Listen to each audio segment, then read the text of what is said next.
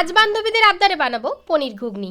প্রথমে আমি আলু আর মটর সেদ্ধ করে নিয়েছি প্রেসার কুকারে। তারপরে পনিরটাকে পিস পিস করে কেটে নিয়েছি। আর নিয়ে নিয়েছি আদা বাটা, কাঁচা লঙ্কা কুচি, ধনেপাতা আর টমেটো। এরপর কড়াইতে তেল বসিয়ে সেদ্ধ আলুটাকে আমি নুন হলুদ দিয়ে ভেজে নিয়েছি ভালো করে। ওই কড়াইতেই তেল দিয়ে জিরে, তেজপাতা, শুকনো লঙ্কা ফোড়ন দিয়েছি।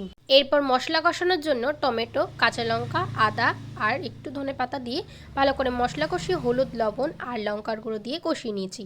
এরপর সেদ্ধ মটরগুলো দিয়ে দিয়েছি, একটু দিয়েছি চিনি মিষ্টির জন্য, আর দিয়ে দিয়েছি আগে থেকে আলুগুলো ভেজে রাখা। তারপর একটু কষানো হলে আমি দিয়ে দেবো পনিরগুলো আর দিয়ে দেবো জিরের গুঁড়ো।